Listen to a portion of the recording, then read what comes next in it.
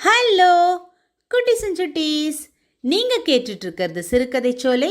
அண்ணா உங்கள் சுபா. இன்றைய கதைக்குள்ள போவோமா? ஒரு ஊரில் ஒரு பொம்மை வியாபாரி இருந்தார். அவர் என்ன பண்ணுவாருன்னா, அவர் எந்தெந்த குழந்தைங்களுக்கு எந்தெந்த பொம்மை பிடிக்குங்கிறத பார்த்து பார்த்து செய்வாராம்.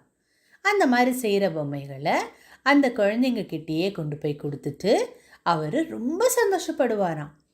அப்படி இருக்கிற ஒரு வியாபாரி என்ன பண்ணார் அப்படின்னா, ஒரு நாள் தன்னோட ஊர்ல இருந்து பக்கத்து ஊருக்கு பிரயாணம் பண்ணி போயிட்டு இருக்காரு. போற வழியில ஒரு நெடும் காடு, அதை அவரு கடந்து போக வேண்டியதா இருக்கு. எதுக்கும் பாதுகாப்பா இருக்கட்டுமேங்கிறதுக்காக கையில ஒரு தீப்பந்தத்தை எடுத்துட்டு போயிட்டு இருந்தாரு. அப்போ வழியில ஒரு சிறுத்தையை பார்க்குறாரு.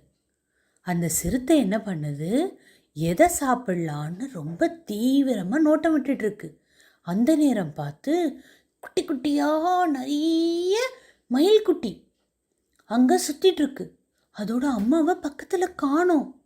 அச்சிச்சோ, இந்த மயில் குட்டி எல்லாத்தையுமே இப்போ இந்த சிறுத்தை சாப்பிட்டுடுச்சுன்னா பாவம் இல்லை அப்படின்னு அந்த வியாபாரிக்கு ரொம்ப கஷ்டமாக போச்சு. உடனே அவர் என்ன பண்ணார் தெரியுமா, அந்த சிறுத்தை அதை போய் பிடிக்கிறதுக்கு முன்னாடி கடகடன்னு அவர் கையில் இருந்த கூடைக்குள்ளே இந்த எத்தனை மயில்குட்டியை எடுத்து கூடைக்குள்ளே போட்டுக்கிட்டார். கூடைக்குள்ளே போட்டுக்கிட்டு அந்த சிறுத்தை பக்கத்தில் வரும்போது கையில் இருந்ததில் தீப்பந்தம், அதை வச்சு அந்த நெருப்பை அப்படி காட்டி காட்டி அதை விலக்கி விட்ட உடனே அந்த சிறுத்தை என்ன பண்ணிடுச்சு, பயந்து ஓடியே போயிடுச்சு.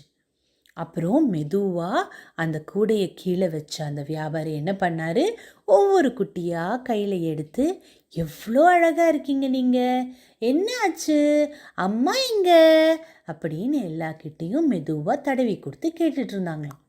அப்போது அந்த மயில் குட்டிகளோட அம்மா அந்த பக்கமாக வருது. இப்போ தான் வந்து பார்த்தா ஒரு வியாபாரி கையில் குட்டியை பார்த்த உடனே, என்னோட குட்டிகளை என்னடா பண்ணுற அப்படின்னு அது கொத்த வந்துருச்சு.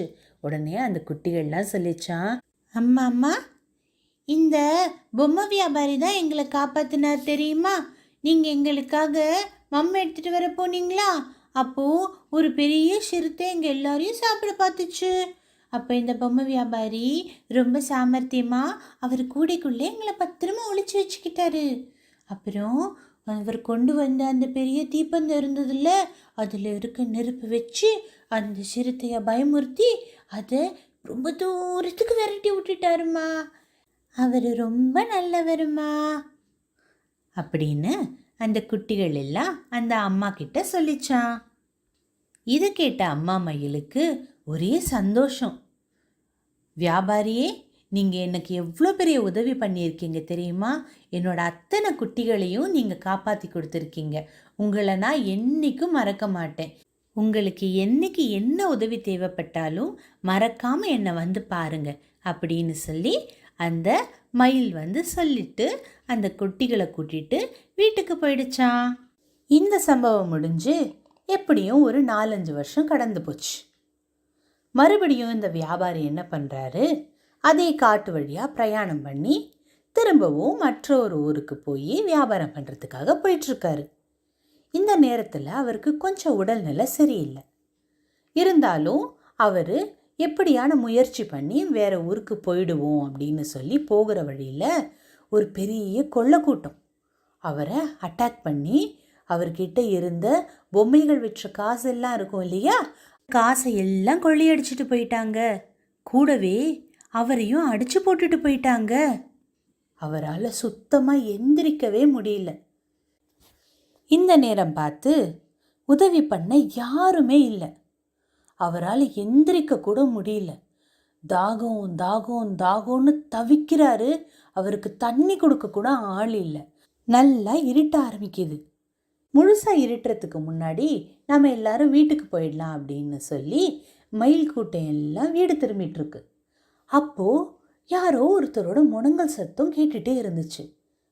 என்ன இது, எங்கேயோ இருந்து முனங்கல் சத்தம் வந்துட்டுருக்கே, என்னன்னு தெரியலையே அப்படின்னு அந்த மயில்கள் எல்லாம் ஆளுக்கு ஒரு திசையாக போய் தேடினாங்க. அப்போதான் இந்த வியாபாரி கீழே மயக்கத்தில் புலம்பிட்டுருக்காரு. தண்ணி தண்ணி வேணும்,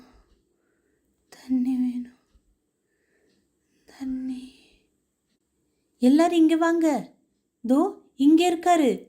ஐயோ பாவம், யாரோ ஒருத்தர் இங்கே மயங்கி கிடக்கிறாரு. சீக்கிரம் போய் தண்ணி எடுத்துட்டு வாங்க, தண்ணி எடுத்துட்டு வாங்க அப்படின்னு மயில் கூட்டத்தோட தலைவர் எல்லாருக்கும் இன்ஸ்ட்ரக்ஷன் கொடுத்தாராம். உடனே எல்லா பீகாக்ஸும் என்ன பண்ணிச்சான், அதனுடைய அலகில் அது நிறைய தண்ணி எடுத்துகிட்டு வந்து கொஞ்சம் கொஞ்சமாக அவருடைய முகத்தில் தெளிச்சுதான். அதுக்கப்புறம் மிச்சம் இருந்த தண்ணியை அவரோட வாயிலையும் கொஞ்சம் கொடுத்துதான். உடனே மெதுவாக அந்த தண்ணியை குடிச்சிட்டு எழுந்தாரா அந்த வியாபாரி. அம்மா அம்மா, இவர் யாருன்னு தெரியுதா? நம்மளெல்லாம் காப்பாத்தினாருல்ல சிறுத்தைக்கிட்ட இருந்து, அதே பொம்மை வியாபாரிமா. என்ன ஆச்சுன்னு தெரியலையே, வாங்க என்னன்னு கேட்போம் அப்படின்னு அந்த மயில் எல்லாம் என்ன ஆச்சுன்னு கேட்டுச்சான். அதுக்கு அந்த வியாபாரி சொன்னாராம், நான் இந்த வழியாக வந்துட்டு இருந்தேங்க. திடுதிப்புன்னு ஒரு 5-6 பேர் என்னை சுற்றி வளைச்சிக்கிட்டாங்க. என்னை அடின்னு அடித்து போட்டுட்டு நான் கஷ்டப்பட்டு சம்பாரித்த பணத்தை எல்லாத்தையும் கொள்ளையடிச்சிட்டு போயிட்டாங்க. எனக்கு அடுத்த வேளை சாப்பாட்டுக்கு கூட இப்போ வழி இல்லை தெரியுமா. என்னை இப்படி மயக்கத்தில் விட்டுட்டு அவங்க பாட்டி போயிட்டாங்க அப்படின்னு அந்த வியாபாரி ரொம்ப வருத்தத்தோடு சொன்னாராம். இதை கேட்டு அந்த மயிலுக்கெல்லாம் கோவம் வந்துருச்சு. அம்மா, நமக்காக உதவி பண்ண அவர் இப்போ இப்படி கஷ்டப்பட்டுட்டு இருக்காரு, இதை நாம் சும்மா விடக்கூடாது. வாங்க இன்னைக்கு நாம் அந்த கொள்ளையர்களை ஒரு வழி பண்ணிடலாம் அப்படின்னு அந்த மொத்த கூட்டமும் கிளம்பிடுச்சான். கிளம்பிட்டு அவங்க என்ன பண்ணாங்க தெரியுமா, அந்த கொள்ளைக்கூட்ட தலைவன் எங்கே இருக்காங்கன்றத முதல்ல பார்த்துக்கிட்டாங்க. மொத்தம் எத்தனை பேர் இருக்காங்கன்னு பார்த்துக்கிட்டாங்க. எல்லாரும் கூட்டத்துக்கு நடுவில் நிறைய அவங்க கொள்ளையடித்த பணத்தை எல்லாம் வச்சுக்கிட்டு ரொம்ப சந்தோஷமாக சிரிச்சு கலகலன்னு பேசிகிட்டு இருந்தாங்க. அப்போ சும்மா இருக்குமா, இந்த மயில் கூட்டத்துக்கு வந்துச்சு பாருங்க கோவம். அத்தனை மயிலும் ஒரே நேரத்தில் அட்டாக் பண்ண ஆரம்பிச்சிடுச்சு.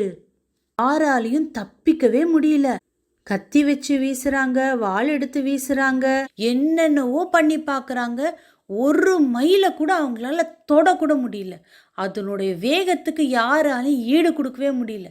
வேற வழியே இல்லை. எல்லாம் துண்டை காணோம், துணியை காணோன்னு அப்படியே அவங்க கொள்ளையடித்த பைசாவெல்லாம் போட்டுட்டு உயிரை காப்பாற்றிக்கிட்டா போருன்னு ஓடியே போயிட்டாங்க.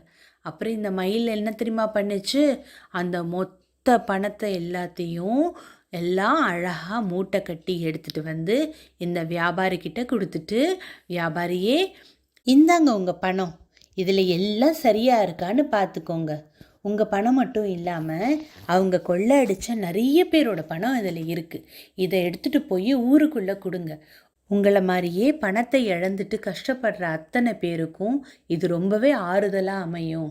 நீங்கள் இதை எடுத்துகிட்டு போங்கன்னு சொல்லி அந்த மயில் கூட்ட தலைவன் சொன்னாரா. உடனே அந்த வியாபாரியும் ரொம்ப சந்தோஷப்பட்டாராம். கண்ணில் வந்து அவரோட கண்ணீரை மெதுவாக தொடச்சிக்கிட்டு அந்த வியாபாரி சொன்னாராம், நீங்கள் எல்லாரும் ரொம்ப நல்லா இருப்பீங்க. உங்களுடைய நல்ல மனசுக்கு நீங்கள் எந்த ஆபத்தும் இல்லாமல் இன்னும் நிறைய நாள் இந்த காட்டில் நல்லா இருக்கணும் நீங்கன்னு சொல்லி வாழ்த்திட்டு அவரும் ஊருக்கு போயிட்டாரா. இந்த வியாபாரிக்கு தெரியுமா, நாம் இன்றைக்கி இந்த குட்டி குட்டி அந்த மயில்களுக்கெல்லாம் உதவி பண்ண போகிறோம், நாளைக்கு இந்த மயில்கள் நமக்கு உதவி பண்ண போகுதுன்னு தெரியாது இல்லைங்களா. ஆனால் அவர் என்றைக்கும் ஒரு நாள் பண்ண அந்த விஷயத்துக்காக அந்த அத்தனை மயிலும் நன்றியோடு நடந்துக்குச்சு இல்லையா. அதுதாங்க நாம் எதிர்பார்க்காம செய்கிற ஒரு உதவிக்கு நமக்கு கடவுளால் கிடைக்கிற ஒரு அனுகிரகங்கிறது. என்றைக்குமே ஒவ்வொரு சின்ன விஷயத்துக்கும் நம்ம திரும்ப கணக்கு பார்க்குறோம். நான் இது செஞ்சேன், அதனால எனக்கு என்ன திரும்ப கிடைக்கும் அப்படிங்கிறத யோசிச்சே நம்ம செய்கிறோம். தப்பு. நான் கொடுத்தேன் எனக்கு திரும்ப வரணும், வேண்டாம். உதவிங்கிறது எதையும் எதிர்பார்க்காம இன்னொருத்தருக்கு தேவையான நேரத்தில் சரியான சமயத்தில் செய்யறதுக்கு பேர் தான் அது உதவி. இன்னொருத்தருக்கு உதவுறது மூலியமாக நமக்கு காசு கிடைக்கணும், பணம் கிடைக்கணும், திரும்ப உதவி கிடைக்கணும்னு அவசியம் இல்லை. நம்ம மனசுக்குள்ளே ஒரு சந்தோஷம் வரும் தெரியுமா, அது போரும். நம்மளால் ஒருத்தருக்கு நல்லது நடந்திருக்கு அப்படிங்கிற அந்த எண்ணம் அது தாராளமாக போரும், நம்மளை ஒரு நல்ல மனுஷனாக உருவாக்கும். என்றைக்கும் உதவிக்குன்னு யாரான நம்மளை தேடி வந்தாங்கனாலோ இல்லை நம்ம கண்ணில் யாருக்கான உதவி தேவைப்படுதுன்னு தெரிஞ்சதுனாலோ இம்மீடியட்டாக நம்மளால் என்ன முடியுமோ அதை பண்ணலாம். அது பெருசாக இருக்கணும் சின்னதாக இருக்கணும்னு அவசியம் கிடையாது. நம்ம என்ன பண்ணாலும் அந்த நேரத்தில் அவங்களோட லைஃப்பில் அது டேர்னிங் பாயிண்ட் அமைஞ்சதுன்னா அதுவே ரொம்ப பெரிய விஷயம். உங்களால் என்ன முடியுமோ அதை பண்ணுங்க. இந்த கதை உங்களுக்கு பிடிச்சிருந்ததா? இதே மாதிரி நிறைய கதைகள் கேட்கணுன்னு ஆசையாக இருக்கா? அப்படின்னா மறக்காமல் நம்ம சிறுகதை சேனலில் சப்ஸ்கிரைப் பண்ணிக்கோங்க. மீண்டும் வேறு ஒரு நல்ல கதையோட அடுத்த வெள்ளிக்கிழமை உங்களை நான் சந்திக்கிறேன். பாய் குட்டீஸ்.